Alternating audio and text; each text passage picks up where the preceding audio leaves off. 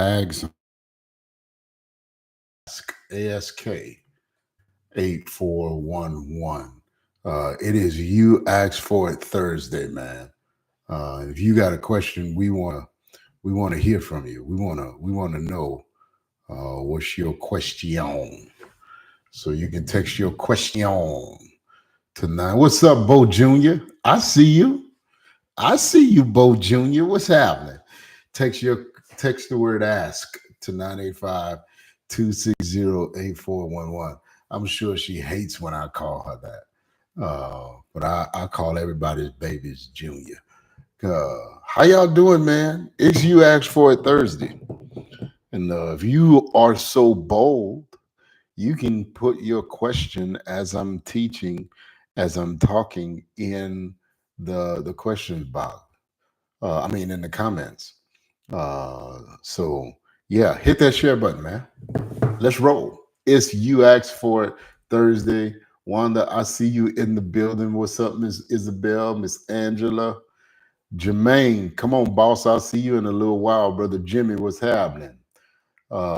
Everybody, give me a thumbs up. Let me know we're locked in this morning. Let me know we're locked in this morning. Uh, let me know you're here. Give me a thumbs up. So I know you're hearing me clearly. I know we're connected. I was. Why are you concerned about it, Pastor? Because I have two. But I won't get into that. But let me know. Let me know you're here. I'm not getting anything back from Facebook. YouTube is in the building. Come on, Facebook, are you there? Are you there, Facebook? Are you there? Are you there, Facebook? Are you there? All right, I will assume that we are there. All right, y'all. All right, You Asked For It Thursday. Here's a question we're going to be answering. You ready for it? I love this because it's from it's from a young adult. And they said, as my peers and I transition into adulthood as college students, I've noticed that some of us are struggling with trauma, family issues, and handling important tasks on our own for the first time. Uh, what advice do you give to young adults transitioning into adulthood? Well, let me say this, man. Um, yeah, so I would say to you that number one, it saddens me that you are writing in with this. And I'll say that the reason why it saddens me is because it points out to me that to some degree or another, we failed you. And the reason why I say that is because part of your question is some of us are struggling with trauma and family issues, but here's the thing, and handling important tasks on our own for the first time. That's the part that lets me know, y'all, that we have, in many ways, failed our young folks. And what I mean by that is no young person should be going to college and handling important tasks for the first time on their own. Uh, and I can just remember when I graduated high school, by the time I graduated high school, that there was a big difference between myself and what I had been given the opportunity to take care of and my children. And I'm shocked. I was always shocked with each one of my three children as they transitioned into this season. I was always shocked at what they had not been given an opportunity to take care of, what they did not know, because we took care of too much for them, right? Just simple things like uh, writing a check, simple things. Like, I need a copy of my birth certificate. Simple things that we had been exposed to handling way younger than them at like 15, 16 years old, maybe even 14. And now they're forced to do all this kind of stuff as they're transitioning and as they're leaving to go and establish themselves. And it's just a big difference. Why? Because my parents made me take care of stuff. And at a young age. You know, they would tell me, figure it out. Anybody your mother told you that? Miss Marie would tell you that in a New York second. I don't know what a New York second is, but whatever it is, Miss Marie would tell it to you. You better figure it out. Huh? And if you had asked her too many times, she would tell you, and don't ask me again. Come on. They forced us. They made us. They let us figure things out. And they wouldn't bail us out of every problem we ran into. Come on, somebody. They wouldn't figure out every obstacle that we ran into. They made us figure it out. And I gotta tell you that it built confidence. Come on. Okay. It built confidence. It it let me know that I knew how to do more than I may have thought I knew how to do. That I could handle more than I may have thought I can handle. Right? Is it just me? Did anybody else parents take that line with them? Like, hey, you got to figure this out. I'm I'm not gonna help you. I'll never forget when it was time for me to get my license. And back then, they didn't have like they got now. Like, you didn't have to do um, driver's ed. You just went and took the test, and if you passed the test, um, hold on one second.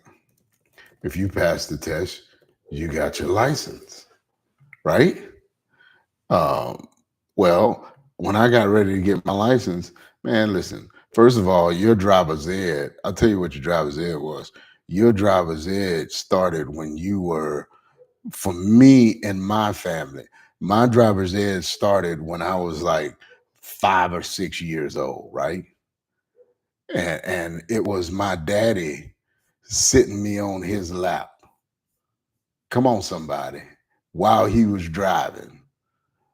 Come on, sitting me on his lap while he was driving, and at least making me think, allowing me to think that I was driving the car.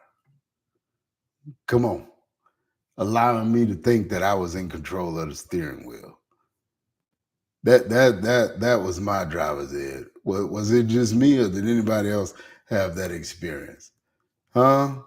And then when I was about, I don't know, 13, 14 years old, we would go to my relative's house out in the country, Franklinton and Son and that kind of thing. And what my father would do is he would, instead of him driving, he would, oh, and you talk about excited, man, he would jump from behind the wheel. We back there on those country roads, and he would jump from behind the wheel and point to one of us and say, "You want to drive? What? You want to drive?" And of course we want to drive. Huh? Anybody know anything about that? Huh? And he would let us jump behind that wheel, man. We're back up on Facebook, y'all. He would let us jump behind that wheel. Come on, somebody. And we would be scared to death. But hey, listen, man.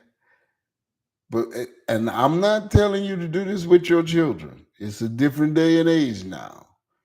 But we had already had our driver's ed. Come on, somebody. We had our driver's ed was already done, and so and so. But anyway, when it came time to get our license and things like that, my you want your license? Well, figure out what you need to do to get them. Oh, I need a book. Figure out how you're gonna get the book.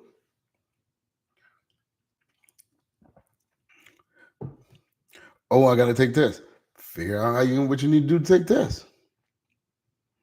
And what I remember is my parents would only jump in there if I was dealing with something that they absolutely had to take care of with or for me. Other than that, the answer was figure it out. Was it just me? The answer was figure it out. And they would let me struggle. And watch this. Here's what it did too. You ready for this? It exposed whether or not I really wanted what I said I wanted. Because if I was not willing to work for it, if I was not willing to go after it, if I was not willing to work through the frustration and the aggravation, come on. Well, maybe I didn't want it as bad as I said I wanted it. Whew, come on. And they were perfectly okay with me not getting whatever I said I wanted. Are y'all with me this morning? And so we've done our children a great disservice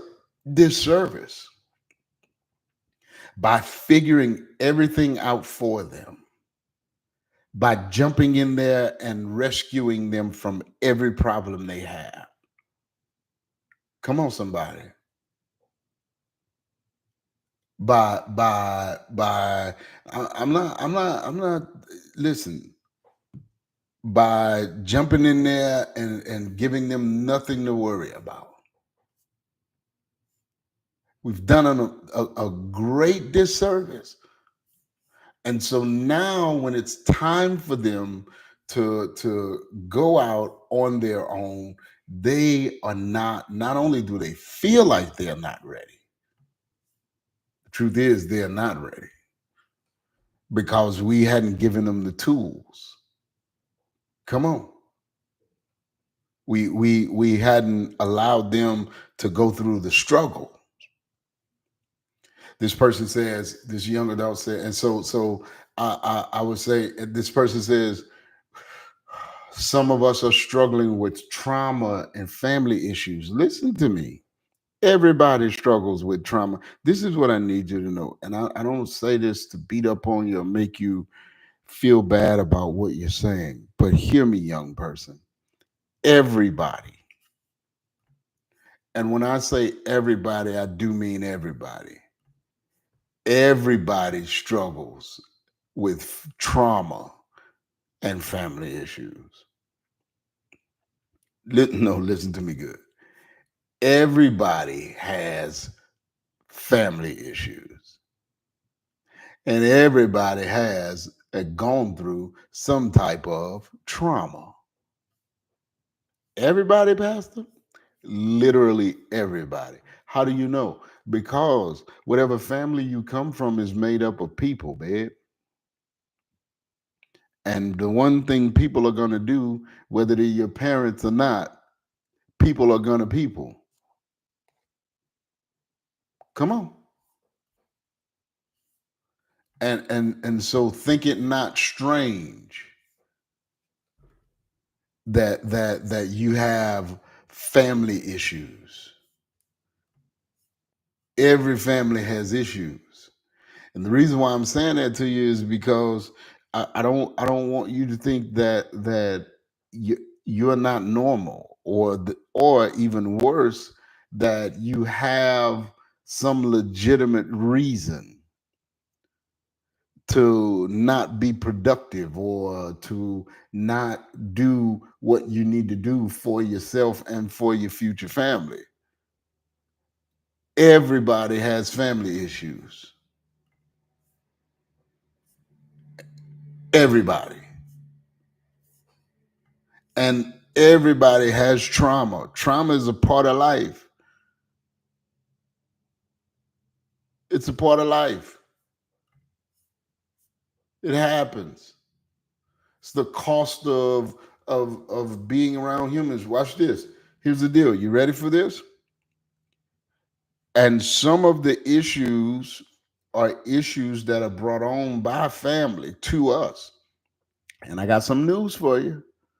Some of the issues are the issues that are brought to the family by us.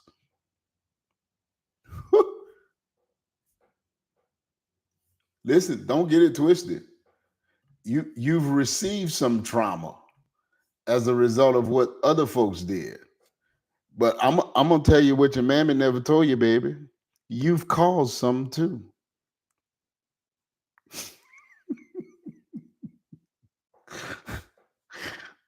You see, that's what all of us need to know. And that's what we're not doing a good job of telling each other. We're treating everybody like they're the victim. If everybody is the victim, then who the hell is the villain? Come on. Come on. You've caused some too. You've caused some trauma. You've caused some issues. Come on. If your mother and your father told you the truth, they'll tell you, I got trauma because of you. Yeah. Come on. What I'm just saying, I'm not beating up on you because you got trauma and you got family issues. Recognize that. But I'm gonna tell you what'll help you move past your trauma and your family issues. Recognize the trauma and the family issues that you've caused. Because don't forget, you're a part of that imperfect family. You're one of those imperfect humans that created that household. And all of us, every single one of us, come on, contributed to whatever chaos was in the household.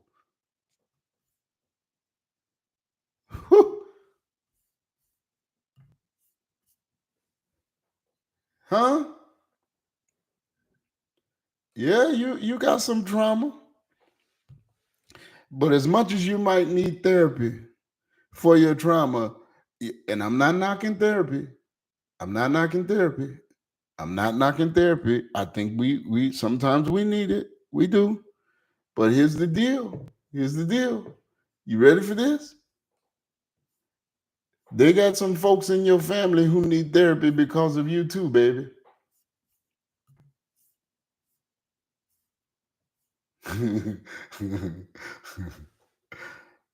Somebody tell me if I'm right about it. Huh? They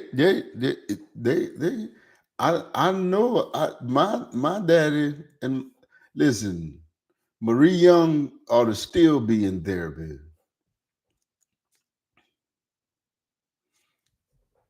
behind the trauma I caused.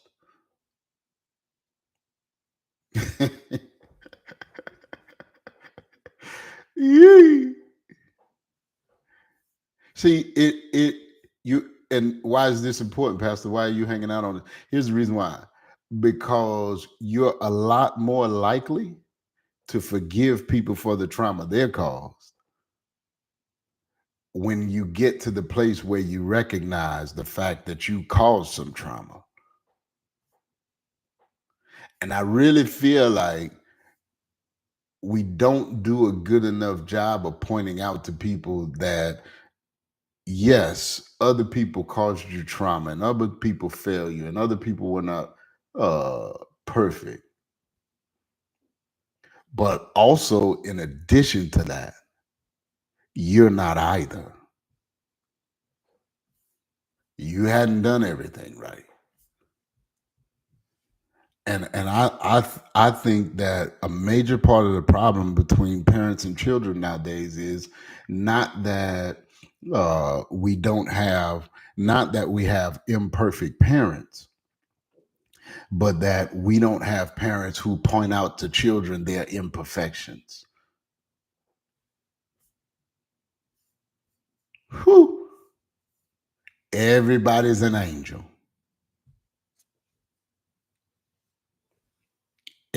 Everybody's an angel. All of the children are angels.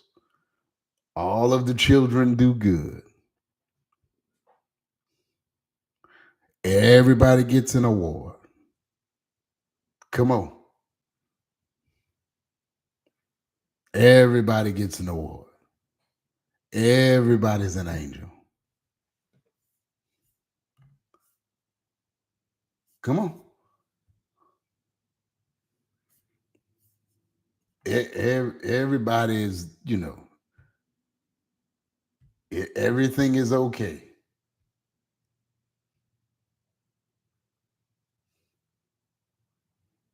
And so no wonder we have a generation of young adults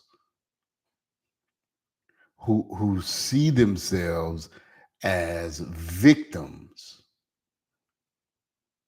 and nobody is the villain. No, who see themselves as the victim of the problem and have an inability to see themselves as the cause of some of the problems. Whew. Come on. I don't add to what I said, moderator. I didn't say tell them about their imperfections in love. I said tell them about their imperfections. Because watch this. Love is telling them about their imperfections. And sometimes the problem is we treat them with kitten gloves.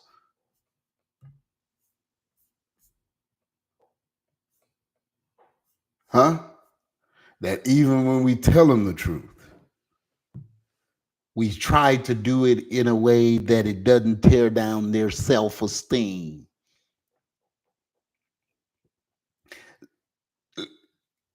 That's why some of our kids have too much self-esteem.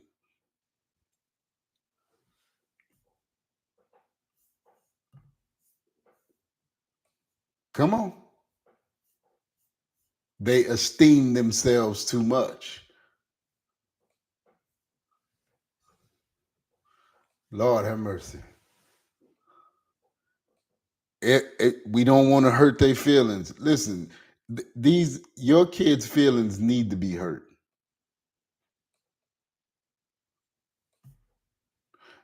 Because they need to know that life is cannot if they base what they do in life on how they feel. Come on. And that's what all I'm doing. They base what they're doing, hurt their feelings. Listen, life is going to hurt their feelings, and the sooner you get them used to it, they're more conditioned for it.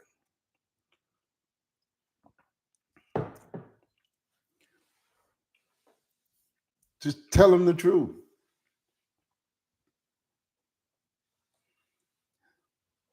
feelings need to be hurt. We need to get out of this, get back to our parents. Come on. You care about your feelings? Come on, somebody. Your mother, come on, somebody. Your mother did not care about embarrassing you in front of your friends.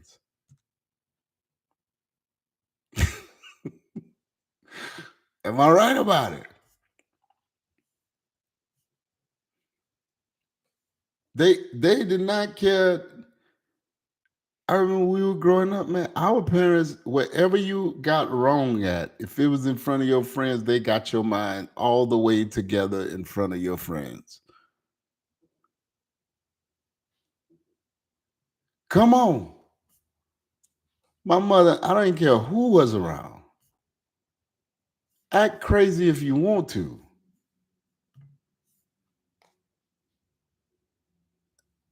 Yeah. Those tears don't move me. My daddy used to tell us, man, listen, the more you cry, the less you pee. It's water either way. What? I still ain't made sense out of what that means, but I knew what it means. Now, whoever wrote this in, you want to talk about trauma? You want to talk about trauma? Grow up in the house with Bishop Alfred N. Young Jr. and then come talk to me about some trauma.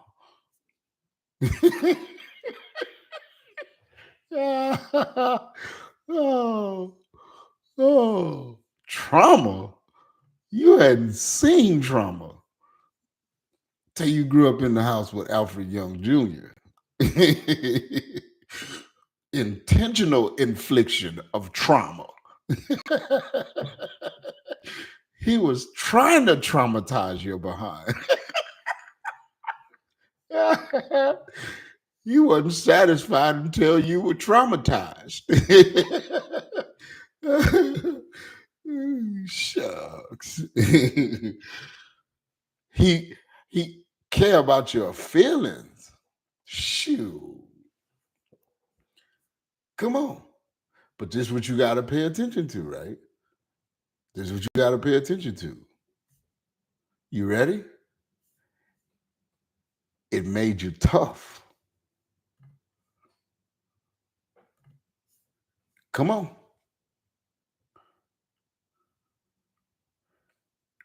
It they it got you ready to hear the truth. You can handle things in life.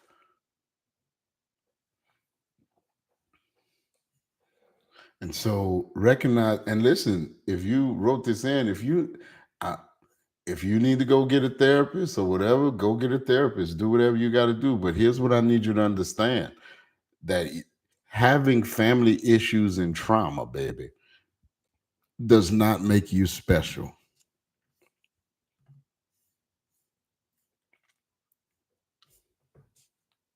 Having family issues and trauma makes you normal.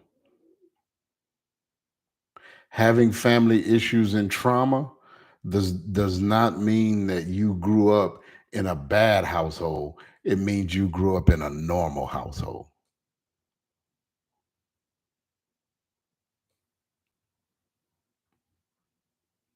So don't allow whatever family issues and traumas you had or have to to be an excuse for you. What I'll tell you, I'll put it to you like this: it, use what you knew wasn't good. The best thing you could do is whatever wasn't good about how you grew up, make up in your mind that you're not going to inflict it upon the next generation. Do what you have to do with everything else in life. Learn from it, grow from it, and use it as motivation and a foundation as opposed to an excuse.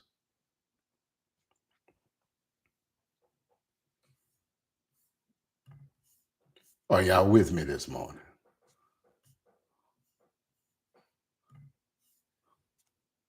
But whatever was, because none of us come from perfect situations. Nobody.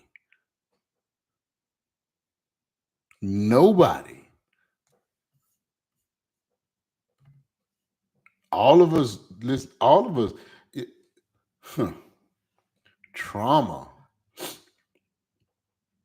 You should have let, I think I'm Gen X. Whoever was before me, was it the baby boomers? I think it was the baby boomers. Aren't our mothers and fathers the baby boomers? You should let these baby boomers raise you. Or whoever was before Gen X. We're talking about trauma. the, the, you hadn't seen trauma unless you were raised by a baby boomer.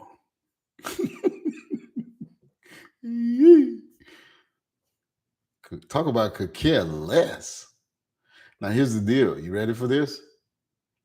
Don't live. The other thing is, okay, you're going into a new season. You can have fear, but don't live in fear. I'm going to say it again. You're going to have fear. Watch this. You're going to have fear, but don't give in to the spirit of fear.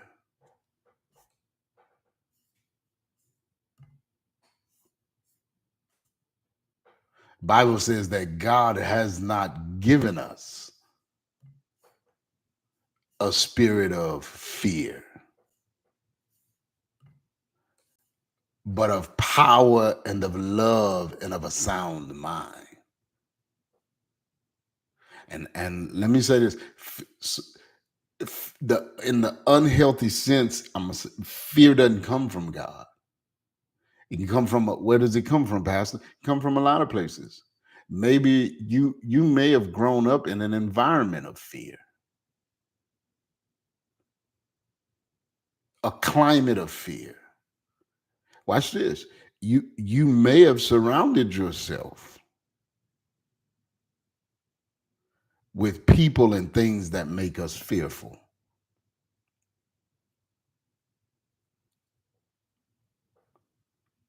What does that look like? Well, maybe you've had the unfortunate experiences to have, and I'm all about parents being tough on their children, um, but I'm also, you got to know how to do it in a way that doesn't tear your kids, like that doesn't kill their there's such thing as a healthy self-esteem, and then there's unhealthy self-esteem. So there's this balance that you have to have as a parent. Like I tell parents all the time, like you have to be your kids' greatest advocate and their toughest judge. And sometimes as parents, we lean one way or the other. We're the greatest advocate, but then we don't get tough with them when we need to. Or on the other side, we're the toughest judge, but then we don't advocate for them when we need to. We don't encourage them when we need to. And you've got to have both as a parent, where you're their greatest advocate, but also you're committed to tearing down in them what you see that's not good for them without tearing them down. I hope I'm making sense. All right, let's there's a difference between that was dumb and you're dumb.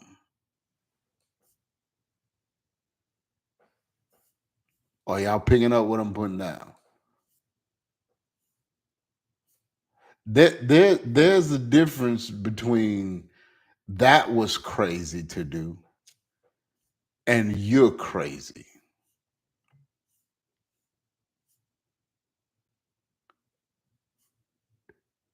Are y'all getting this? Sometimes And sometimes the reason why we're afraid to move forward into new things is because we surround ourselves with things and people that make us fearful. Like if you grew up in a household with people who are afraid to make moves in faith, then chances are that that's going to influence you to some degree. If even in adulthood, if you surround yourself with people who are afraid of what you're about to do, then that can make you fearful. And and here's the thing. You cannot assume that just because you believe you can, that the people around you believe you can. You can't assume that just because you believe God, that the people around you believe God. And sometimes you have to listen to God and ignore the people around you when they're trying to discourage your faith, when they're trying to tell you why it won't work or why you can't do it, when they're trying to tell you you're not good enough or you failed the last time and so on and so forth and don't even try it. Listen, listen, listen. The other thing is, a lot of times we're fearful because we've seen the failure of somebody else. We assume, and one of the things that I had to learn and that God taught me was just because it didn't work for them doesn't mean it's not going to work for you.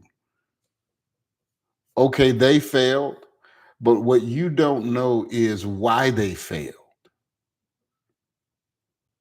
You only know why they told you they failed. You only know why they told you it didn't work. Because how many of you know that many times what people do is they tell you about the failure, but they don't tell you about their contribution to it. Whew.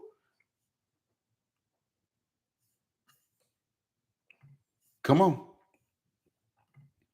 They tell you they failed, but they didn't tell you that they wouldn't put the work in.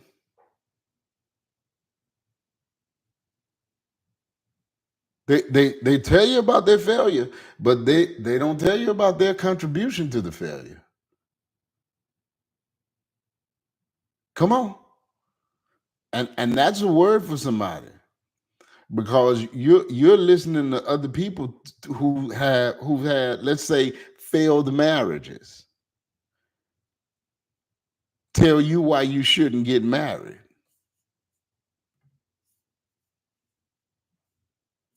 Come on. They telling you about the failure, that the marriage failed. But it takes a big person, and I'm finding that very few people are willing to do it. They're not telling you about why their contribution to the failure of the marriage. Who they're telling you, come on, that school didn't work out for them.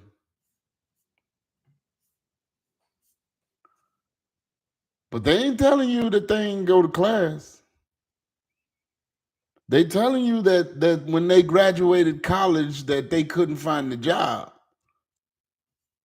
But they didn't tell you that they graduated college with a 1.1,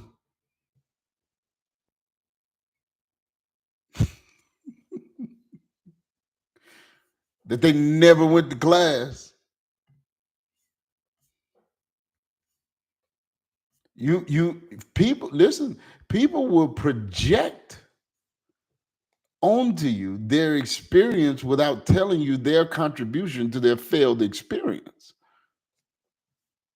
Who? That's why you got to learn. Yeah, thank you. They'll tell you about the trauma they experienced, but they ain't saying nothing about the trauma they caused. Come on, somebody. I see it all the time.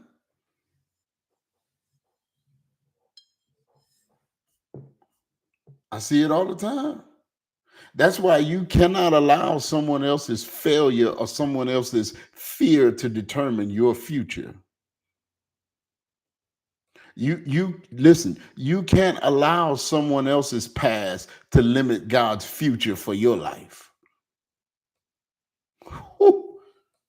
You can't allow someone else's hesitation to cause you to stay in the hell that you're in.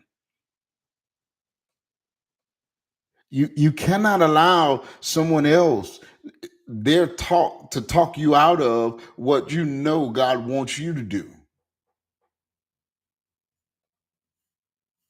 Lord have mercy.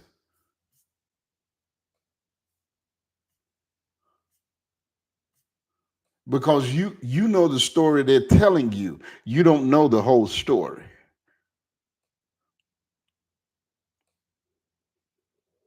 Lord have mercy. I'm gonna say it again. You know the story that they're telling you. You don't know the whole story.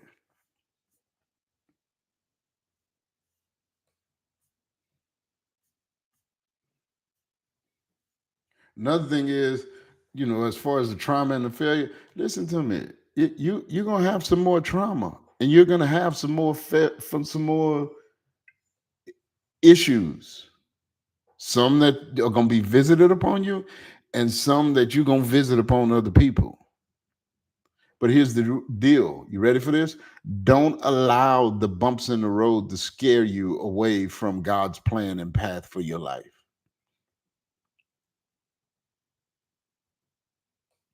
Nothing and no one is perfect. I'm going to say it again. Nothing and no one is perfect. And just because you run into an obstacle, that doesn't mean God didn't want it for your life. So when you run into an obstacle, that doesn't always mean that it's time for you to take an exit. When you run into something you didn't expect to happen, that doesn't mean that it's time for you to get scared and take an exit. When it doesn't look like you're going to accomplish what you set out to accomplish in the time you set out to accomplish it, that doesn't mean it's time to throw in the towel.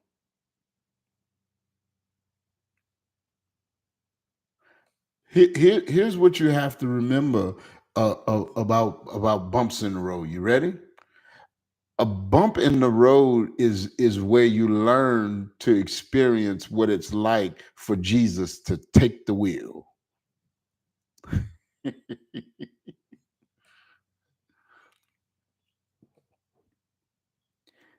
it it might seem like he's messing up your plans. It might seem like inconvenience. It might seem crazy. It might seem like it's too much for you to handle. Listen to me. But if you learn to trust the Lord, push through the bumps, come on. Listen to me. Listen to me good. God's perfect plan for your life, his perfect plan for your life, God's perfect plan for your life does not consist of a perfect pathway.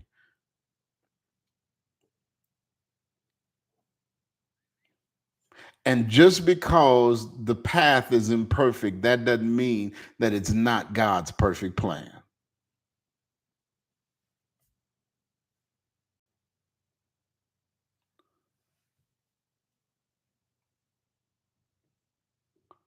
Whew.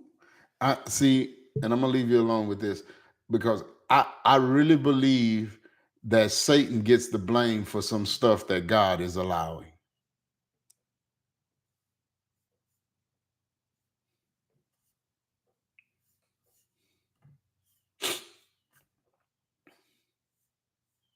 I really do. I think Satan gets the blame for some stuff that God's doing. Some stuff. Listen, some stuff in your life is God bumping your life. Some messes in your life is God trying to disturb you enough so that you'll let Him take the wheel. Some stuff you go through is not because the enemy is attacking, but because God is knocking. Woo. Sometimes we go through things not not not because Satan is busy, but because the activity of God in our life has ceased. Woo. And it's not Satan trying to destroy us, it's God trying to refine us, trying to teach us that without him nothing is possible. Sometimes when we get too high and mighty, when we get too puffed up, when we start thinking that we can handle things without God, sometimes God takes a step back and say, well, go ahead, see how that works out for you. And it's not, listen, it's not that the devil is busy. It's just that God is allowing us to experience what life is like when we try to do it without him. Are y'all with me this morning? See, listen, sometimes what seems like an interruption is an invitation.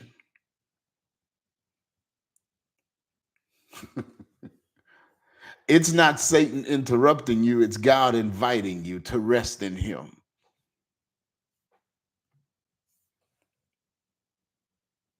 It's not Satan interrupting you, it's God inviting you to allow him to be in control.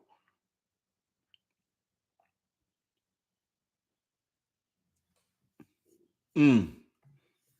We say the devil is busy, and I believe sometimes God is going, no, it's not that Satan is busy, it's that you're too busy. You're trying to handle everything, you're trying to take care of everything. And so, what God has to do is frustrate your plans, frustrate your efforts. Lord, have mercy, Jesus. Frustrate your best efforts. And it's not an interruption from the enemy. It's an invitation from the God we serve to learn to rest in him. Am I helping anybody this morning?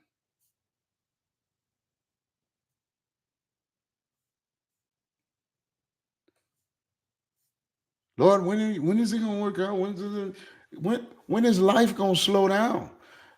Life's going to slow down when you slow down.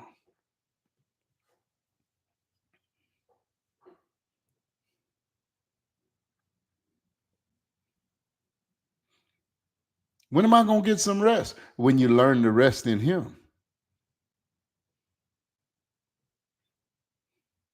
Whew. Come on.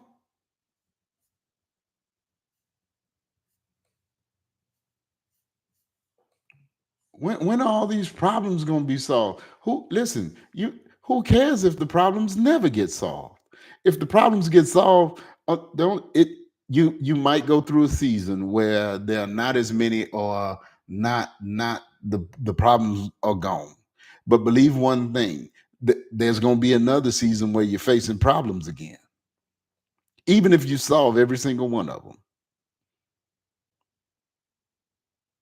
Pastor, that's not very encouraging. Well, the reason why that's not encouraging is because you think that the key to your peace is having the problem solved.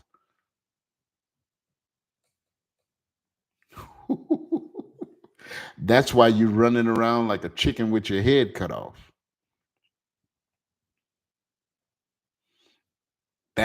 See, you're not stressed by the problem. You're stressed by what you think the key to peace is. And God says, you listen, this It's not an interruption from your enemy. It's an invitation from me for you to slow down and rest in me. For you to let me handle what only I can handle. That's the key to your peace.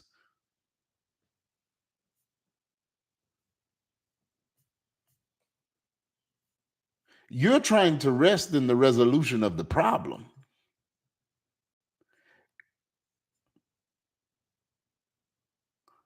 God says you don't rest in the resolution of the problem.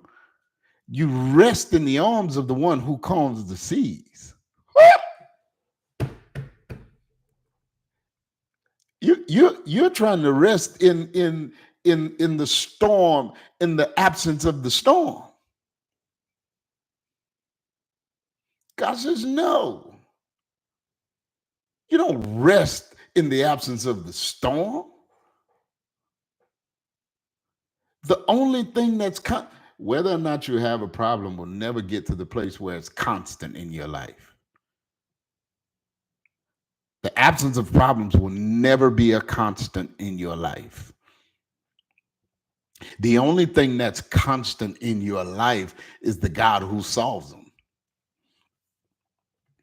And the same God who solves them can give you peace in spite of the fact that they're there.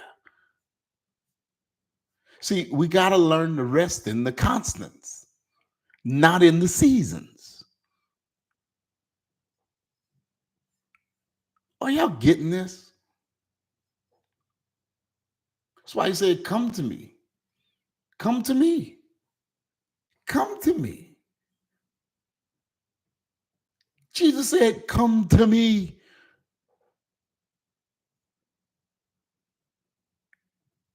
Come to me.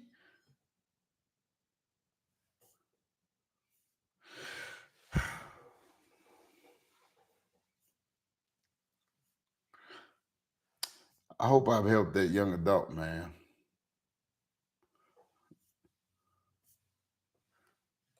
Don't allow. Everybody's got trauma. Everybody's got family issues. Everybody, we all fear what the next thing and what the next step is. Don't allow that to stop you. If you need some therapy, go get some therapy for your family issues. But don't use whatever issues you have as an excuse to not be who God wants you to be.